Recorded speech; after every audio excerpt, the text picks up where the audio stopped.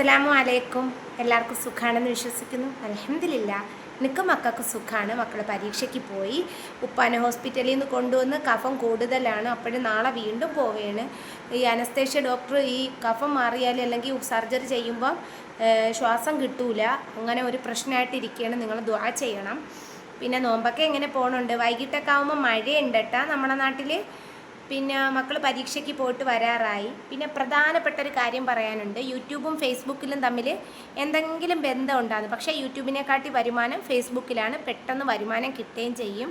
അതുമാത്രമല്ല, യൂട്യൂബ് ഉപയോഗിക്കുന്ന ഒരാൾക്ക് ഉറപ്പായും ഫേസ്ബുക്ക് കാണും. കാരണം ഈ വീഡിയോ അതിലും അപ്ലോഡ് ചെയ്യുന്നുണ്ട്. പക്ഷേ യൂട്യൂബിലൊരു വീഡിയോ 4000 ആൾക്കാർ കാണുന്ന ഒരു വീഡിയോ ഫേസ്ബുക്കിലാണ് ഇടുന്നതെങ്കിൽ ഒരു 10K ആൾക്കാർ കാണും. അതായത് ഒരു 10,000 ആൾക്കാർ. കൂടുതലും പ്രവാസികളും ഒക്കെയാണ്. കാരണം യൂട്യൂബാണ് എന്നുണ്ടെങ്കിൽ റിയാക്ഷൻകാർ അങ്ങനെ. പക്ഷെ ഫേസ്ബുക്കിൽ അങ്ങനെയൊന്നുമില്ല കേട്ടോ. ഫേസ്ബുക്കിൽ തമ്മിൽ തല്ലില്ല, പ്രശ്നങ്ങളില്ല. യൂട്യൂബിൽ കുറേ ഉണ്ട് പ്രശ്നങ്ങൾ. കാരണം ഒരാൾ ചെയ്യുന്നത് ഇപ്പം നമുക്ക് റിയാക്ഷൻ ചെയ്യുന്ന വലിയ ചാനലൊക്കെ ആണെങ്കിൽ ഓക്കെ, ഒരു വട്ടോ രണ്ടു വട്ടോ ഒക്കെ ചെയ്തിട്ട് ഓക്കെ. നിരന്തരം ടോർച്ചറിങ്ങും കാര്യമല്ല, ഫാമിലി വൈരാഗ്യം പോലെ ചട്ടിയും കലം എടുത്ത് എറിയൊക്കൊന്നും ഫേസ്ബുക്കിലില്ല. അതുകൊണ്ട് ഫേസ്ബുക്ക് പേജ് എങ്ങനെ ഓപ്പൺ ആക്കാം? മിക്കുള്ളവർക്ക് ഫേസ്ബുക്ക് ഉണ്ട്, പക്ഷെ വരുമാനത്തിന് വേണ്ടി എങ്ങനെ ഫേസ്ബുക്ക് പേജ് ഇതാക്കാം എന്നൊക്കെ നമ്മുടെ യൂട്യൂബിൽ അടിച്ചു നോക്കിയാൽ പറ്റും. അതുകൊണ്ട് യൂട്യൂബിൽ വരുമാനം കിട്ടാത്തവരാരും വിഷമിക്കേണ്ട. ഫേസ്ബുക്കിൽ പെട്ടെന്ന് വരുമാനം കിട്ടും. എനിക്ക് പിന്നെ ഫേസ്ബുക്ക് പേജ് ഇല്ല. ഞാൻ എൻ്റെ ഫേസ്ബുക്ക് ഇതാണ് മുഹമ്മദ് മസ്റു. അത് മുമ്പേ ഉള്ളതാണ്. പിന്നെ ഇതിനകത്ത് വീഡിയോ എടുത്ത് ഞാൻ അതിനകത്തോട്ട് ലിങ്ക് ഷെയർ ചെയ്യുമെന്ന് മാത്രമേ ഉള്ളൂ. വരുമാനത്തിന് വേണ്ടിയൊന്നും ഞാൻ ചെയ്തിട്ടില്ല. അതുകൊണ്ട് യൂട്യൂബാണോ ഫേസ്ബുക്കാണോ നല്ലതെന്ന് വെച്ചാൽ ഫേസ്ബുക്കാണ്. ഇത് മോണിറ്റൈസേഷൻ ആവാൻ തന്നെ 4000 വാച്ച് അവർ. ഷോർട്സ് ആണെങ്കിൽ എത്രയും ഇത് മില്യൺ. അപ്പോഴത്തേക്ക് അത് 365 ദിവസത്തിനകത്ത് ലോങ് വീഡിയോ ആണെങ്കിൽ കംപ്ലീറ്റ് ആക്കണം. അപ്പോൾ യൂട്യൂബും ഫേസ്ബുക്കും തമ്മിലെന്ന് വെച്ചാൽ ഏറ്റവും നല്ലത് ഫേസ്ബുക്കാണ്. ഇനിയിപ്പോൾ ഇത് യൂട്യൂബുകാർ കണ്ടാൽ എൻ്റെ വീഡിയോ എടുത്തിട്ട് ദൂരെ കളയണമെന്തോ.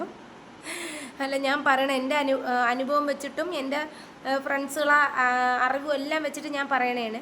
നമ്മളൊരു ഷോർട്ട് ഇട്ടാൽ ഫേസ്ബുക്കിൽ 4000 പേര് കാണുമെങ്കിൽ യൂട്യൂബിൽ അതേസമയം 1000 പേരേ കാണുള്ളൂ.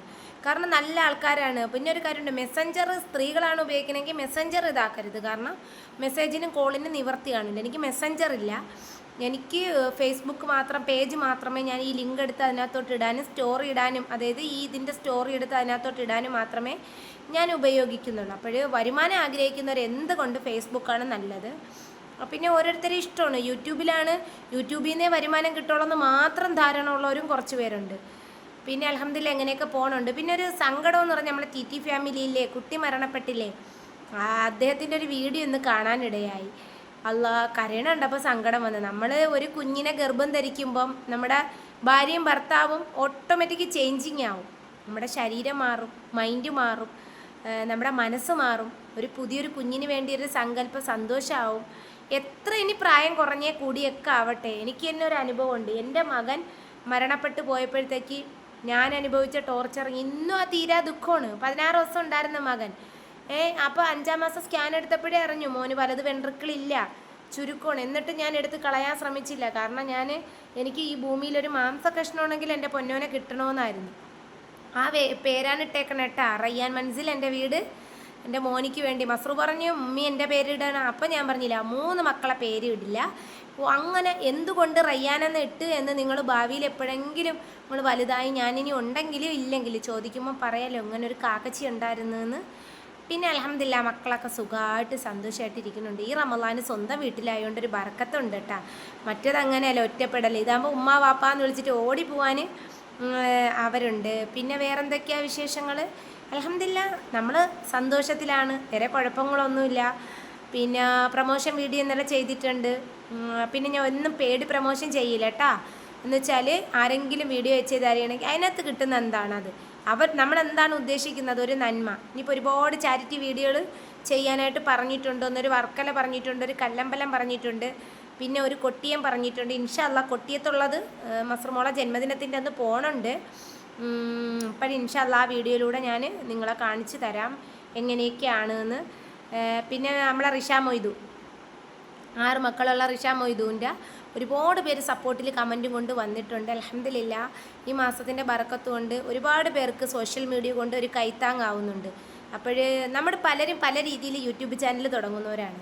ചിലർ തുടങ്ങുന്നത് എന്തിനാണ്, അതായത് എല്ലാവരും വരുമാനത്തിന് വേണ്ടി. ചിലർ തുടങ്ങുന്നത് ഫാമിലി വ്ളോഗായിരിക്കും, ചിലർ അവരെ കഷ്ടപ്പാട്, ചിലപ്പോൾ അവരെ ഡേ മൈ ലൈഫ് കാര്യങ്ങൾ, ചിലപ്പോൾ ആഡംബരം കാണും, ചിലപ്പോൾ അല്ലാതെ കാണും. പിന്നെ ഓരോരുത്തർക്ക് നല്ല വരുമാനം ഉള്ളവരുണ്ട്. നമ്മളെപ്പോലുള്ള കുഞ്ഞു ചാനലുകൾക്ക് 2 മാസം 3 മാസം കൂടുമ്പോഴൊക്കെ വരുമാനം കിട്ടും ഇൻഷാ അല്ലാ. പിന്നെ വേറെന്തൊക്കെയാണ്, നമുക്ക് സ്ഥിരം വരുമാനം കിട്ടൂല. കാരണം ഒരു വീഡിയോസ് തന്നെ ചിലപ്പോൾ സ്കിപ്പ് ചെയ്തായിരിക്കും കാണുന്നത്, ചിലപ്പോൾ അല്ലാണ്ടൊക്കെ ആയിരിക്കും കാണുന്നത്. പിന്നെ ഒരുപാട് പേര് ഡിവോഴ്സ് കാര്യങ്ങൾ ഇഷ്ടംപോലെ സ്ത്രീകളുണ്ട്. കാരണം എന്താണെന്ന് പറയുമ്പോൾ വരുമാനം ഈ പൊടി മക്കളെയും കൊണ്ടിട്ട് എന്ത് ചെയ്യാനാ. അതുപോലെ തന്നെ റിഷ മൊയ്തൂന് ഭർത്താവ് ഉണ്ടെങ്കിൽ എല്ലാം അങ്ങ് തികഞ്ഞു എന്നാണോ വിചാരിക്കുന്നത്. ഭർത്താവ് ഉണ്ടെങ്കിൽ ഒരു പരിധി വരെ നമ്മളെ സന്തോഷ സങ്കടം പറയാൻ.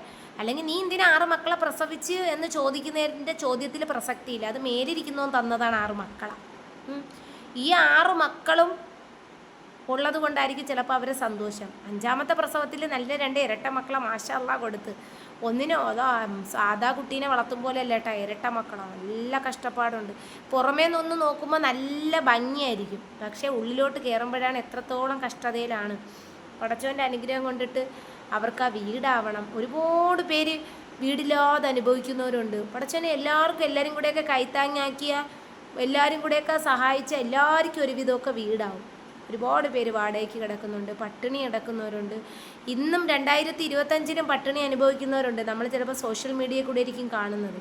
നമ്മളെ വീടിൻ്റെ തൊട്ടടുത്തായിരിക്കും ചിലപ്പോൾ ആ സംഭവം, ചിലപ്പോൾ നമ്മളറിയുന്ന സോഷ്യൽ മീഡിയയിൽ കൂടെയാണ്. അതുകൊണ്ട് ഒരാളെയും കുത്തി നോവിക്കാതെ ജീവിക്കുക. അല്ലാതെ അവളെന്തേലും ഇടുന്ന അതെടുത്ത് വെച്ചിട്ട് പേസ്റ്റ് ചെയ്തിട്ട് അങ്ങനെയാണ് ഇങ്ങനെയാണെന്ന് പറയണതിലല്ല കാര്യം ഇരിക്കുന്നത് കേട്ടോ.